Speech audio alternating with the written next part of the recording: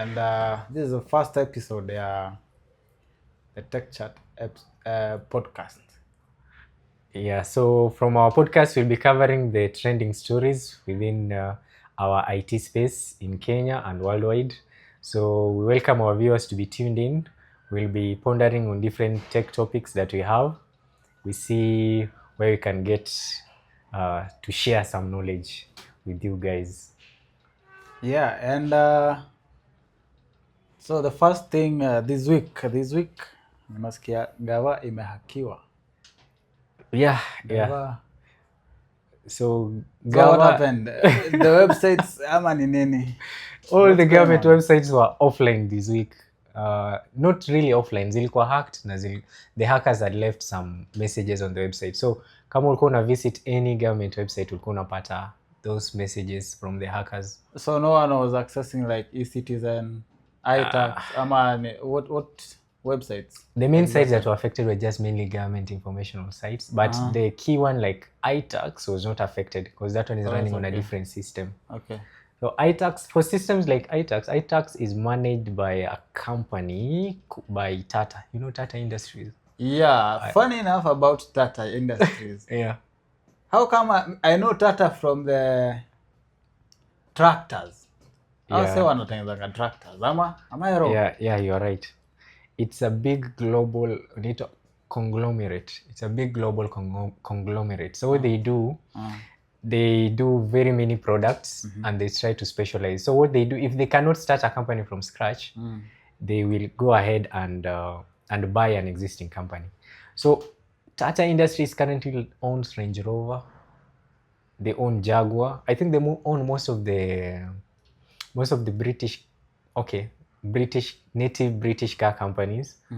And apart from that, they venture into different products. So some of the software they do, I think they produced iTax. It should be iTax and eTeams. So they are the ones who are managing it. I'm not sure the length at which the Kenyan government has its hands on it, but most of the software and everything is taken care of by Tata. So the government sites zenye zilikuwa affected, there were over 40 websites. And the group that claimed responsibility ni group fulani inaitwa PCP. From research, PCP stands for Patriotic Cyber Patriots.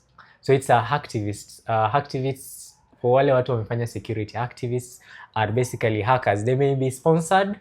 Some may be sponsored, some may not be sponsored. Some may be just actors who've created a community and they're using their skill set to push some political agenda or to pass a statement. So the hacktivist group, they're just like activists, but they hack to pass their message. So these hacktivists... Let me cut you short. Yeah. From the word hackers, I understand kuna kuanga na types mbili. Yeah. White hat and black hat. Kuna white hat, black hat, then kuna ingine inaitwa grey hat. So a black hat ni wale wabaya. Then grey hat wako hapo katikati. Then white hat ni wazuri. So this activist I think naweza categorize up kama grey hat. Kwa sababu they are not doing, tunaweza semaje, they are not doing evil for evil's sake. But in this case, not very much was affected because they were redirecting links to these websites. One of the websites that was affected was president.go.ke. I think parliament pia ilikuwa affected. So now when you visit these sites, they were redirecting you to somewhere else. They didn't do a total DDoS and they didn't affect critical essential websites. And they did put like weird videos on. Yeah, they did post zile video zetu za so sometimes you're in government, watch nini ya gava hivi and then someone you are hearing some weird noises. Zile sauti unaambiwa vaa earphones. Okay. Yeah, so they didn't do any bad stuff on the website, anything like that. They didn't do bad stuff. They just redirected it. So these activists, some of the ploys they use ni kitu kama hiyo. They may be saying, let's say they want to oppose a certain thing that the government is pushing for. They can hack all government websites, then redirect them to a link that campaigns against that. Or if they want to educate So yeah, these activists hawako wabaya sana, so they did not steal our data. Because sometime in the course of this year we had the government, it was it KRA? I think the KRA site was hacked and all government documents were pulled out of the system and were sold in the dark web. So you could go somewhere, you search for a specific company and you find all their details. Kenyan data. Like ile data iko huko KRA yote. Data yote ilikuwa KRA, not KRA essentially. Ilikuwa eCitizen actually. Data yote yenye ilikuwa eCitizen. If you are on eCitizen and that hack took place, you could go to that site. There was a link actually that was shared on the dark web where you will go, search, you will find the details of any individual, any company. You know, eCitizen has the business registration and all that. Yeah. And you have to put all your details there, your ID, your, like, I think for you to get a registration, you have to get a lot of certifications. You have to share a lot of details. But most of the details that escaped, I didn't see physical data. But from the data that I saw, mostly ilikuwa details about a company. You could search a random company, you will know who the directors are, what they are doing. You will see how many companies a specific director is linked to. Because from that search, you could search for, let's say, somebody called Felix. It will come. Then you'll see all the other companies that this individual is affiliated to. And you know also your contacts, your emails, they're all there. Everything was there, including the CR12. You could see the ownership breakdown, of which the CR12 at the moment, guys, we usually pay a specific amount for you to search for CR12. 500. I think it's 1,000. You pay and you get the list of directors. The list of directors. For that company, yeah. So I was playing around with it. I looked at it and I could see CR12 for some companies that I was interested in. Kumbe una benefit. Yeah, so I benefited a bit. One of the beneficiaries were the hack. The government hack. Yeah. That is awesome. So what happened, the interesting part is there's this lady, Gladys Boss Sholay. Yeah, she featured on Citizen, I think a breakfast show, where she claimed that the hacking, nobody knows who the hackers are, but she was claiming that these hackers were paid by the government to test the resilience of the government systems, allegedly. So I don't know if it's actually what white hacks do. White hat hackers. That is what they actually do. Yeah, you will be paid. You test the resilience of a system. So if you are a white hat, a company can pay you to hack their website, or the government can pay you to hack their website to test how resilient they are. But in this case, I suspect they were bad actors because the CS for ICT did not reiterate or corroborate what Gladys Sholay was saying. And from her statement, she was not even sure. So that is part of the cover-up. That I don't know if it's a cover-up, but maybe that's the case. So they were claiming it could be white hat hackers who were asked by the government to hack for them and check how resilient the systems are. You hackers huko nje bana. Fanyeni wa kitu. Do your thing. We want to know those companies bana.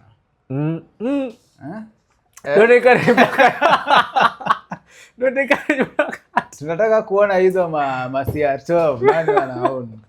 Yeah, so hiyo hack eCitizen it took place a while back. I don't know how the government got away with it, but the site at the moment, can someone sue the government for leaking their information? This information is public domain, because in tech this is like data, private data, right? Yeah.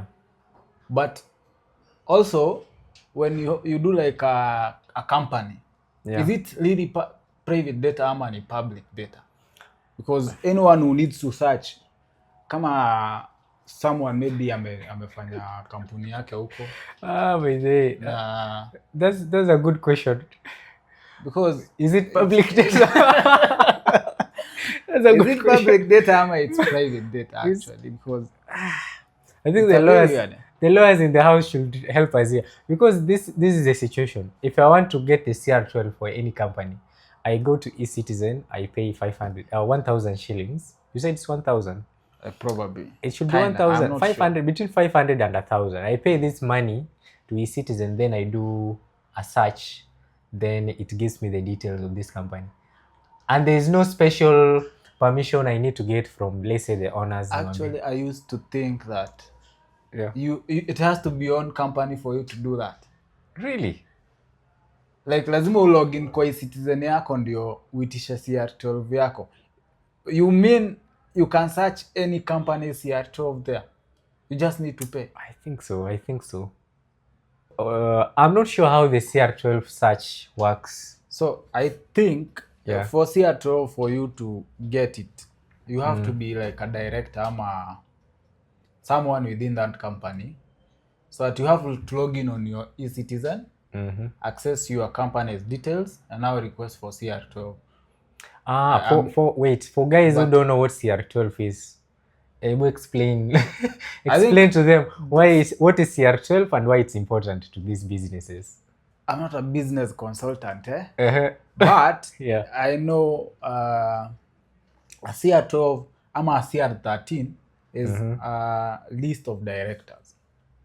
So any company, sometimes mostly people who've done business, ukienda mahali unataka deal, unaitishangwa CR12 ama CR13, and you have to go and download it from your eCitizen. So you pay a certain amount, you generate it, then it shows the list of directors of your company and their shareholdings, percentages, and stuff like that. So where were we? So the information on BRS, we shall know. Maybe we shall dig out and understand. But there is one issue that you particularly raise about data, and some time back Safaricom had an issue na data pia. Safaricom kuna time, you remember time ya Gen Zs, and the numbers were being shared online za everyone, like even politicians walikuwa wanapeana name na a phone number. And I think someone sued Safaricom. Really? Yes. Okay. And do you know right now, if you have 3 numbers and you forgot one of your Safaricom numbers and you called customer care, hawezi kuambia your that number. Really? They don't know. Oh. They just tell you the first 4 numbers and the last 3 numbers. Okay. So I tried to Google it and understand what happened. Because of that data breach. You see, watu wenye wanafanya kazi Safaricom ni wengi sana. So many. And there's no way you're going to hold all those people accountable. Plus, for the numbers, I think some information is just public. Because let's say I have your number and you fuck up. And I'm also not impressed by what you did. So I can go to Twitter and leak. Because some of the leaks I was seeing, there's some prominent people on Twitter who leaks the numbers of these guys that they have. Say, this is so and so, this is his number. Attack. So in this case, that one is hard to sue Safaricom because most of the leakage, it is hard to pinpoint directly that it was done by Safaricom employees. But the bit where Safaricom was in trouble, I would say, is pinpointing the location of an individual without a court order. You remember when guys were being abducted? There was a case where a Safaricom employee confessed in court that they were asked by DCI to give out the triangulated location of an individual without a court order, and they proceeded to share that information. So so that one, I think that is where you can say Safaricom may be liable, or maybe Safaricom may decide to sacrifice that individual and say he acted without the authorization of the company. Yeah, true. But for once the numbers leaking online, that one is hard to pinpoint on Safaricom. Because let's say you're Safaricom, how would you mitigate that? Do you know what they actually did? Yeah. I think now they put layers of, they have a system where now, obviously, when you call, Yeah. They look at your number, your ID, and then you can see your numbers there. Yeah. So the caller, who is an employee, amewekewa level access. So the level access acts just like the point of sale, like how you give people access to certain information. Just because you are at a certain level, you can access it or not. Like, so if okay. uko huku chini, you can only see the first 3 numbers and the last few numbers. And then if you are very high up huko juu, you may see all the numbers. Yeah, you can see all the numbers. But now for you to get to that person, you have to have a very valid reason why you want these numbers. I think that is something Safaricom implemented to curtail now the issue numbers zao kulikiwa online. And now having those, you see all those employees who Safaricom, there are so many. Like I think the junior staff huku chini who had access to such information were so many.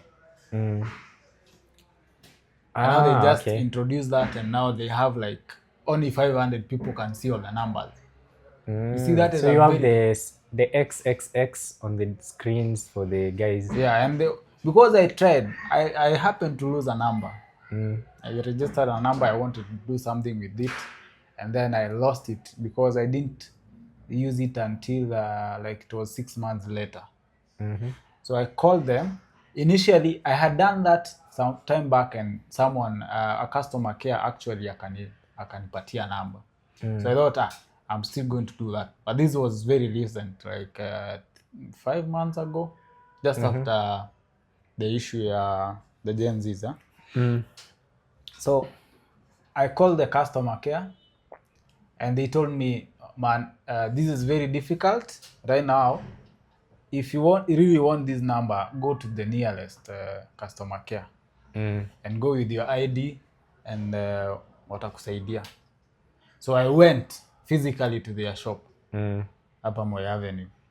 And I went there, maze, and tukaongea na huyo agent. I'm trying to tell maze, you have to give me this number. And ananiambia there is no way I can see the number. And that is when the lady you had the ID and everything. I tell you, ni mimi, unaona ni mimi. This is my number. Actually namuonyesha hadi kwa my Safaricom app. You can see the numbers here. Hata mimi siwezi ziona zote 3. And now that is when she was explaining to me, maze, unaona venye tu unaziona hapo kwa my Safaricom app. Hata mimi ndivyo naziona kwa side yangu. Now if you really need that number, you have to like escalate your case very, very high. Like you have to write a letter, and it has to be very escalated. Wait, so what did you do? Did you really need that number? Enda hapa tu nikaregister ingine, and that was done. My number ikaenda hivyo. But I think the issue I have with them at the moment, I've realized if you don't use your phone number for a specific period, I don't know how long it is, but if your number remains idle for quite a while, you might call one day and some pokot lady speaking. 6 months bana. 6 months. 6 months bana, namba yako inakuwa imeenda vibaya. Ni 6 months. 6 months. Oh, actually when I bought my second line, I bought it from I bought a number from an auctioneer bana.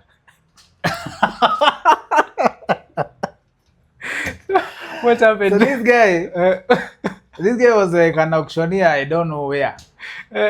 So I go buy the number. Kumbe ndio amefunga kampuni. This was the only company number. Like everyone who knows that guy, auctioneer, alikuwa anamjua kutumia hiyo number. So guys used to call me, hey, Banange, baba, I'm like, bro. I mean, the latest one I had, the latest phone number I had, the only issue, I think they gave me a phone number of a certain pastor. If he's not a pastor, I don't know what happened. But I used to get those texts zinakuja, pastor, naomba uniombe. So I don't know if it's con men. You never got a confession? I never got a confession. Like, but I was getting several calls of guys telling me, hey, pastor, nisaidie. Pastor, I'm like, what the hell? Mi si pastor. Wanataka nini? Wao sawa wamenisumbua bro. Yaani aukonia bana. Ile kazi mnafanya ni mbaya bana. So hao sasa wakikupigia, walikuwa wanataka kulipa do ama walikuwa wanataka loan? No, like, hey, kuna jamaa anasumbua. Si tumuende? Oh, they're calling you uende. Yeah, like auction. Yeah, like nataka ku-auction. And then this guy had also taken a loan from a certain bank, sitaki kutaja. And this guy calling me like, hey, Gilbert, unajua tutakuja kukuchota sasa. Hilo ni yako unalipa ama ulipi? And then I went ahead and explained to this guy for the first time. Yeah. No, manze, this is not Gilbert. And even if you check the number, is not Aitapewa Gilbert. It's registered. I registered under this somebody else. Number 3 months ago. Because actually what happened, the bank was the first to call me. Ah, okay. Then ikafika mahali now the bank inaacha kunipigia, wamepeana number kwa the recovery agents, like the same auctioneers kama this guy. So these auctioneers wanted to auction the auctioneer. Bra bana. So these guys are calling me. Wange engage Safaricom wakuje. Ni wewe wangekubeba ama. Now these guys, it was a bit of work because so I go to this bank and sitaki kutaja. And I tell them, this is me. I bought this line 6 months ago. I have now a letter. I even went ahead and so that was the bank, the bank itself where this guy owed the money. Yes. Yeah. I had to go. You were harassed to that level. Yeah, I went there and told them, manze, Mimi, this is my number now. Yeah. And I want you to remove me from your database. Because I'm not this guy you are claiming. That you keep calling. Yes, I'm not the guy. This number, I took it only 6 months ago. But now that is when this guy opened up to me and told me, you know, this is the only number we have for this guy's company. So we cannot remove it from our system. There's no way we can remove it. Even us as employees, hatuwezi, because iko kwa database, iko tied to the bank account, and so it is the only director's number. So there was only one director and he had only one number. Exactly. And he changed his number. Yes. So they don't know where this guy went. Yes. Oh my God. So every time if they need, you see, a process ya bank, I think inakuanga a bit weird because escalation yake. Wait, na escalation yao hawana escalation ya next of kin ama if it's a limited liability company ni. Limited liability company. Hakuna kusumbua mtu. Director ni mmoja. Phone number ni moja. Hiyo ndio phone number ilikuwa ya kampuni, bro. Sasa wewe kama director ulijitoaje kwa inoma? Sasa ilifika mahali nikamwambia, come on. Sasa kama mnataka kuja, kuje. Munitafute.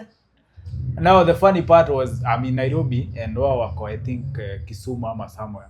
I don't remember. Ama ilikuwa Kakamega.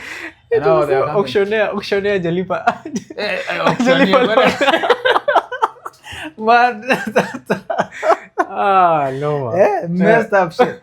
So maze, this guy nikamwambia sasa many harass for a very long time. And now I don't give a shit. Mkitaka kama mkuje. And they went ahead, give it to another auctioneer. The guy started calling me and they gave another one. And then nikatishia sasa huyo wa mwisho nikamwambia.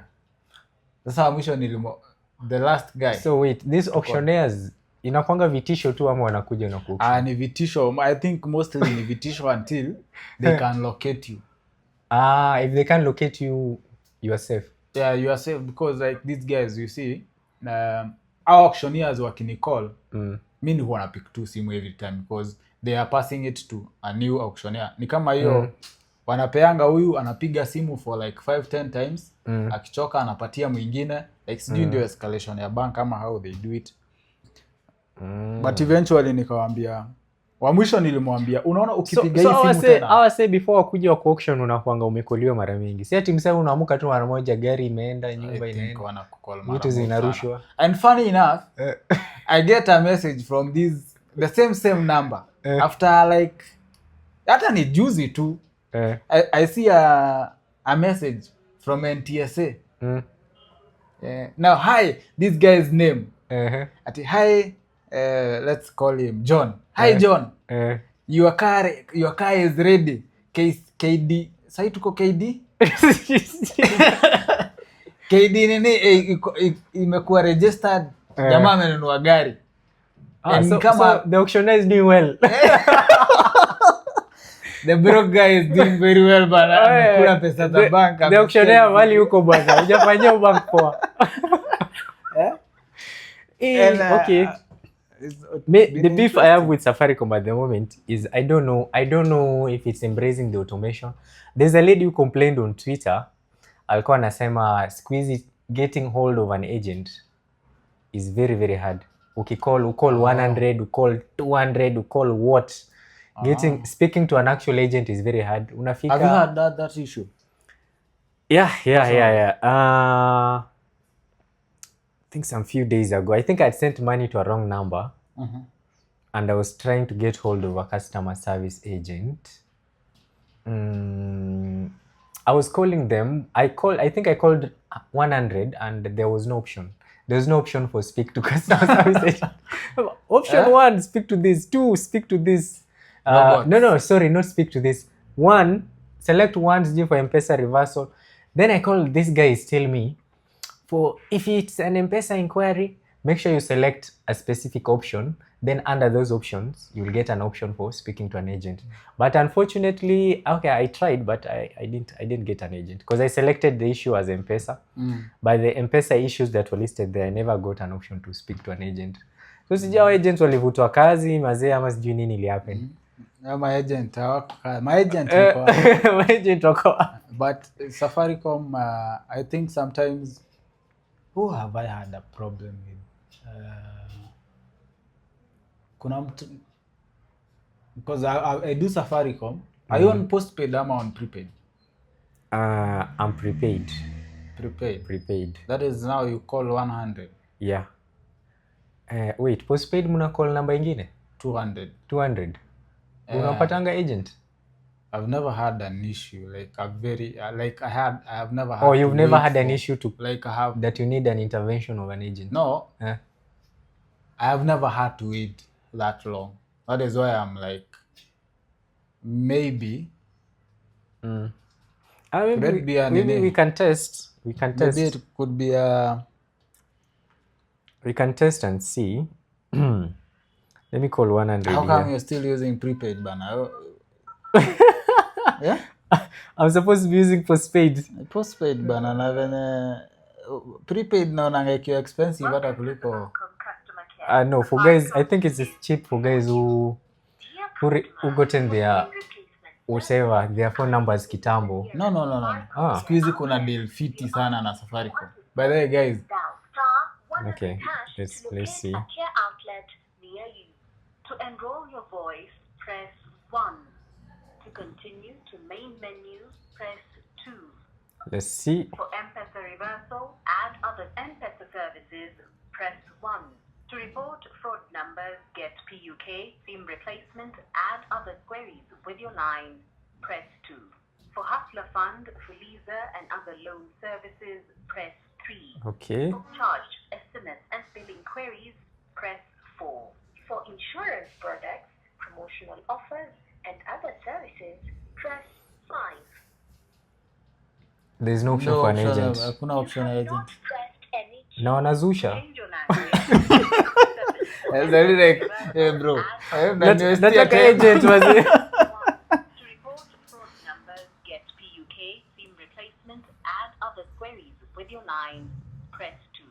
For Hustler Fund, Fuliza, One was M-Pesa. Let's try 1.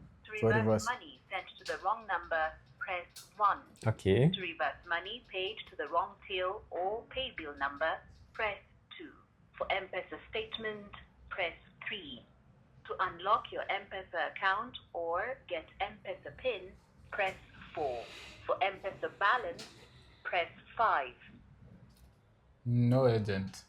You have not pressed any key. Wazee anazusha. Reverse money sent to the wrong number. Yeah, so press there's no 1. option. Reverse money paid to So you have to go like or pay bill number. You have to go physically. So you had sent number to just from your M-Pesa to another number. Yeah, but it was some bank transaction. So you can't send like the message that ile ya 456. Ama inakuwa ni 254 money.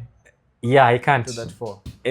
I wanted advice from Safaricom actually. They tell me what should I do. So sometimes these people na ndio kitu na shida na big tech they just assume that most of the ni kama FAQ questions.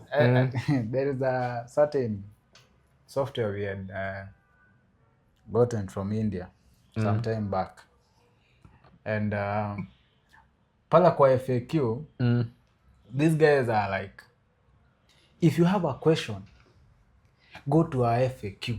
Oh, okay. The most 99% of the questions that you have been answered there. Have been answered there. And if it has not, go deeper.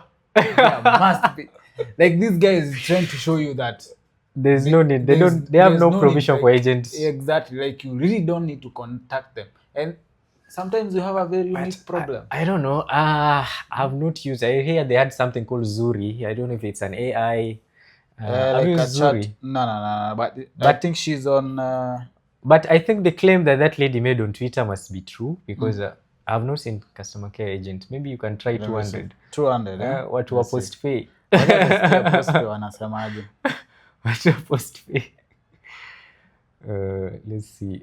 Karibu kwenye huduma ya Safaricom Postpaid. Safaricom is for you.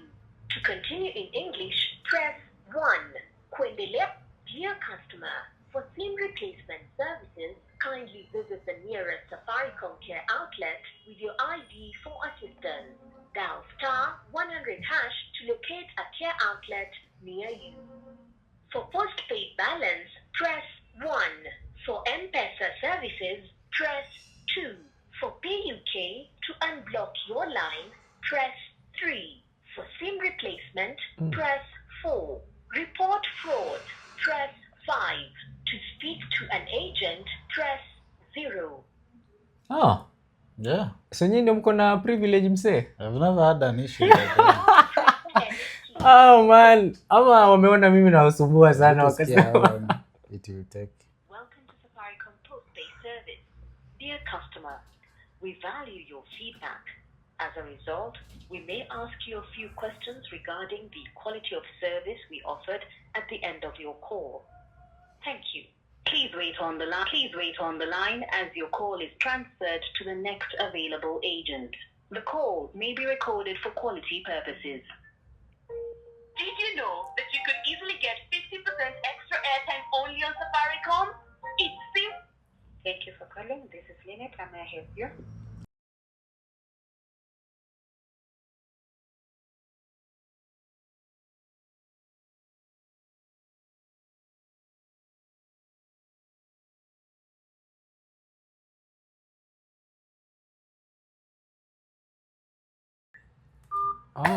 So umesema hii agent ni service for the rich people.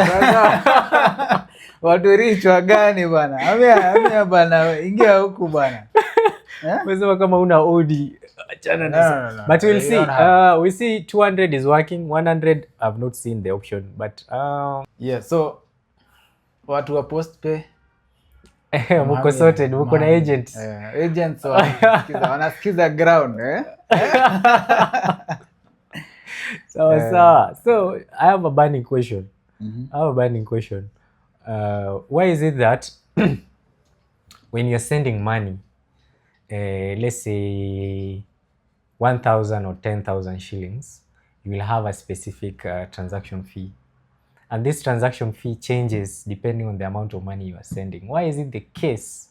Yet the company that is processing, or let's say the algorithm or whatever process they use to process this money, let's say you're sending money from person X to person Y through M-Pesa, 400,000 or 500, it's leaving this account going to this account. Is the cost or the cost incurred sending 500,000, how different is it being incurred sending, let's say, 1,000 or 100 shillings, to justify the difference in cost? Or what will you use to justify the difference in cost in sending money across these different, let's say, the amount you're sending? Very interesting. Yeah. Very interesting. Now, let's say you are sending money from M-Pesa to M-Pesa. M-Pesa to M-Pesa, yeah. That is usually like 7 bob. You are in the same ecosystem. Let me check the rates. Nitaiweka hapa. So why is the disparity in these charges? Mbona nikituma 100 shillings Safaricom to Safaricom, what is different? So for context, you've ever sent money to a bank account? Yeah. Like a bank account to a bank account? At the moment, I've done it mostly using Equity. Equity from an Equity account to another Equity account. How much do they charge? It's almost zero. Very minimal fee. You can barely notice the charges. And when you do like, because I do like KCB to KCB, I know that is basically like 2 shillings.